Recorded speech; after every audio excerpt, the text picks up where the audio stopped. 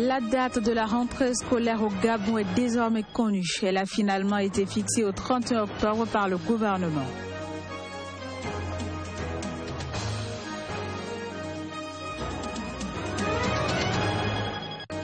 Attentat perpétré contre un poste de contrôle en Égypte ce vendredi. Bilan, 12 soldats tués.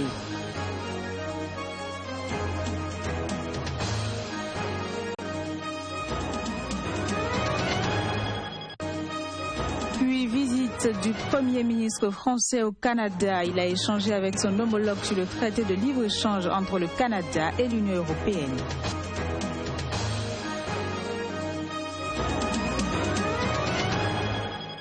Nouvelle session de l'information sur SICA. Mesdames, Messieurs, bienvenue et bonsoir. On démarre cette édition par une note du Gabon où la rentrée scolaire dans l'enseignement public est fixée au 31 octobre prochain.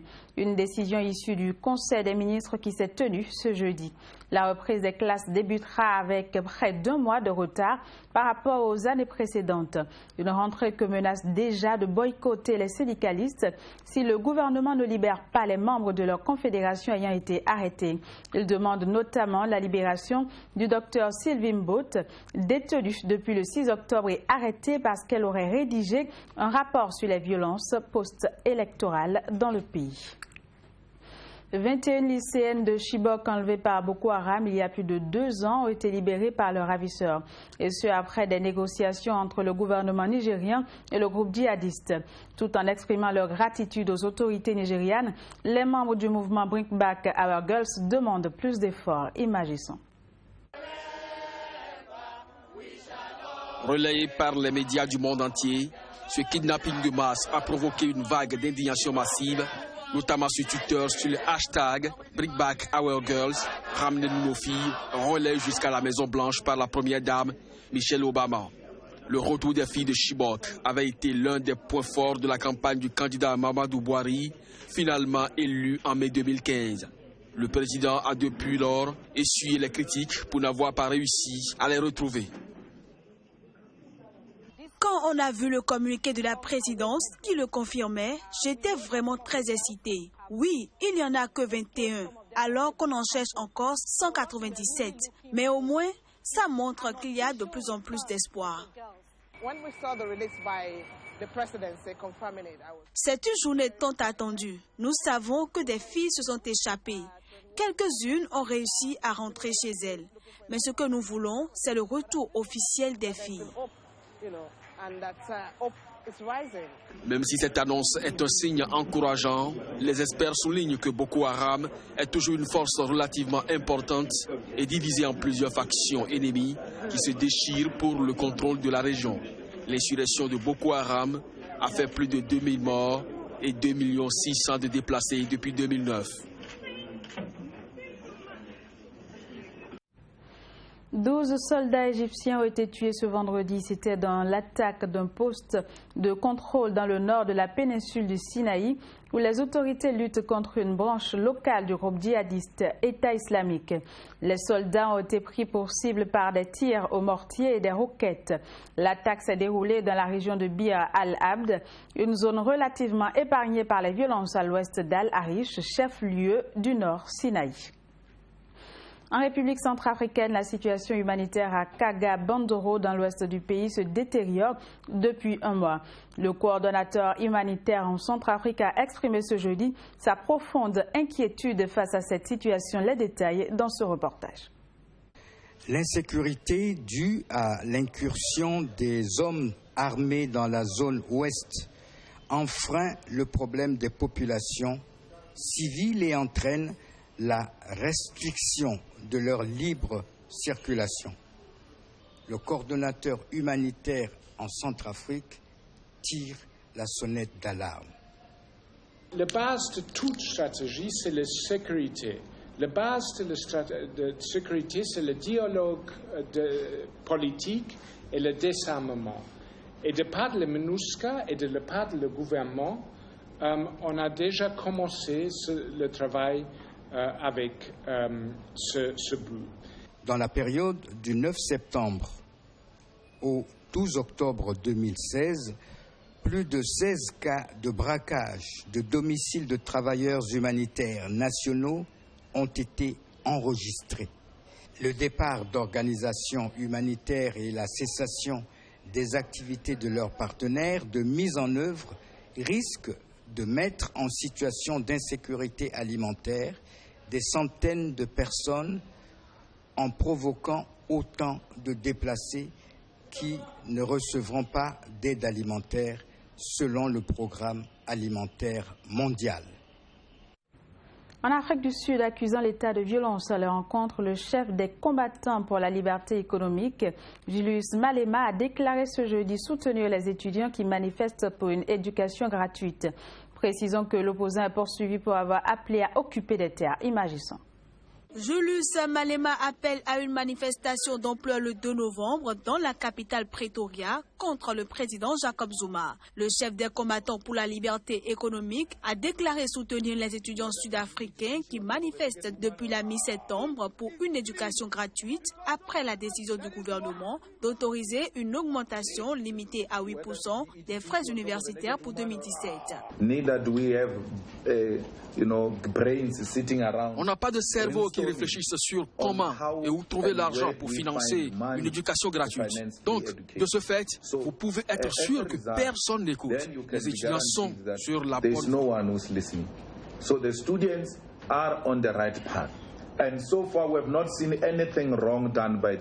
Jusqu'à présent, les étudiants n'ont rien fait de mal, mais on a vu une réaction violente de l'État face aux manifestations paisibles.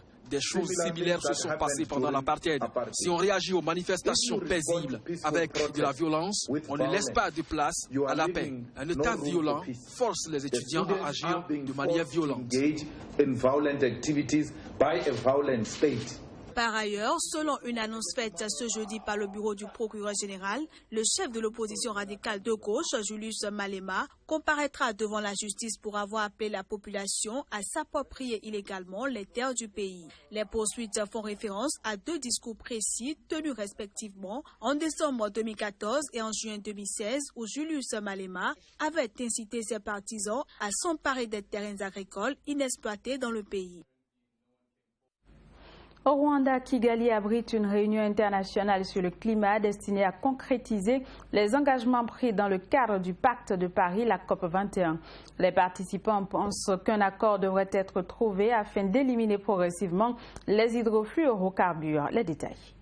Convenir d'un accord sur la disparition progressive des gaz HFC qui pourrait permettre de limiter de manière significative le réchauffement climatique. C'est tout l'enjeu de cette 28e réunion à Kigali du protocole de Montréal sur la protection de la couche d'ozone. Au rendez-vous ont répondu des représentants de 197 pays, dont une quarantaine de ministres et le secrétaire d'État américain John Kerry. Sur toutes les lèvres, assez d'optimisme. Je pense qu'on aura un amendement et je pense qu'on sera suffisamment ambitieux parce que les partis ont compris que leur protocole était aussi un protocole qui pouvait sauver le climat. À la fin, nous allons avoir un accord parce que nous en sommes très proches. Mais bien sûr, nous devons faire l'effort supplémentaire. Effort supplémentaire qui se résume en la mise en place de mécanismes susceptibles d'aider à l'élimination des HFC, les hydrofluorocarbures. Cet enjeu-là, je pense qu'ils en ont pris conscience, qu'ils pouvaient apporter de diminuer de 0,5 degrés le réchauffement attendu à la fin du siècle. C'est une pierre à l'édifice qui est assez fondamentale. Ce dont nous discutons va aider à déterminer si les îles que nous occupons vont grandir et seront encore là pour nos enfants et petits-enfants. Cela va aider à déterminer si notre peuple, qui vit depuis des milliers d'années sur notre île, pourra encore le faire pendant 50 ans. Il ne s'agit pas seulement de politique. Cela ne pourrait pas être plus personnel pour nous. Le rendez-vous de Kigali doit permettre de concrétiser les engagements pris dans le cadre du pacte de Paris qui entrera en vigueur début novembre et de donner un signal positif à quelques semaines de la prochaine grande conférence annuelle sur le climat, la COP22 prévue à Marrakech, au Maroc. En visite au Canada ce jeudi, le Premier ministre français Manuel Valls a rencontré son homologue canadien Justin Trudeau. Les discussions entre les deux hommes ont porté sur le traité de libre-échange entre le Canada et l'Union européenne. Les détails. Lors de sa visite au Canada, le Premier ministre français Manuel Valls a discuté du traité de libre-échange entre le Canada et l'Union européenne, CETA. La justice allemande a levé jeudi les derniers obstacles pour la ratification par Berlin du dit traité. Il y a de mauvais accords, mais il y a de bons accords. Et celui-ci est exemplaire. Et si l'Union européenne ne comprenait pas qu'avec le Canada et avec le Québec, qui partagent les mêmes valeurs, qui ont une même vision du progrès, si l'Union ou des pays dans l'Union ne le comprenaient pas, alors à ce moment-là, l'Union européenne, qui est déjà en proie à de nombreux défis, abdiquerait tout rôle dans le monde d'aujourd'hui. Il faut reconnaître que cette peur, cette anxiété que ressentent les citoyens est réelle. Les gens se sont fait dire pendant longtemps que la croissance, le commerce international, ça allait bénéficier à tout le monde. Et pour trop de gens, ils se retrouvent à pas voir les fruits de leur appui de gouvernement qui était axé sur cette croissance économique. Toutefois, des opposants poursuivent leur combat pour empêcher l'adoption de ce traité. Or, l'accord de tous les parlements des pays membres de l'Union européenne est nécessaire pour l'intégralité de sa mise en œuvre. Jeudi, Nicolas Hulot, ex-envoyé spécial de François Hollande pour la COP21, a appelé la France à ne pas signer ce traité incompatible, selon lui, avec les objectifs de l'accord de Paris sur le climat. Pour ratifier ce traité transatlantique qui sera appliqué à partir de l'année 2017, le Canada et la France se retrouveront le 27 octobre prochain à Bruxelles. Accusé d'agression sexuelle et d'avoir tenu des propos jugés intolérables par la première dame des États-Unis, Michelle Obama, le candidat républicain a dénoncé hier jeudi avec véhémence des mensonges éhontés. Donald Trump s'est également attaqué aux médias, les accusant de travailler pour le compte de sa rivale démocrate Hillary Clinton. Les précisions. Depuis une semaine, le candidat républicain à la Maison-Blanche échoue à apaiser l'énorme controverse suscitée par des propos vulgaires et dégradants sur les femmes qu'il a tenus en 2005. Donald Trump se retrouve de surcroît depuis ce mercredi accusé de harcèlement et de gestes constitutifs d'agression sexuelle par une demi-douzaine de femmes, ce qui plombe encore davantage sa course présidentielle. Lors d'un meeting en Floride, le candidat républicain à la présidentielle a déclaré que ces accusations sont totalement fausses. Ces accusations vicieuses, selon lesquelles j'aurais eu un comportement déplacé avec les femmes, sont totalement et absolument fausses. En accusant le candidat républicain d'afficher un comportement de prédateur sexuel, la première dame des États-Unis, Michelle Obama, a dénoncé ce jeudi les propos intolérables et honteux de Donald Trump sur les femmes. Il ne s'agissait pas de discussion de vestiaire. Il s'agissait d'un homme puissant s'exprimant librement et ouvertement sur un comportement de prédateur sexuel et se vantant d'embrasser et de pelleter des femmes.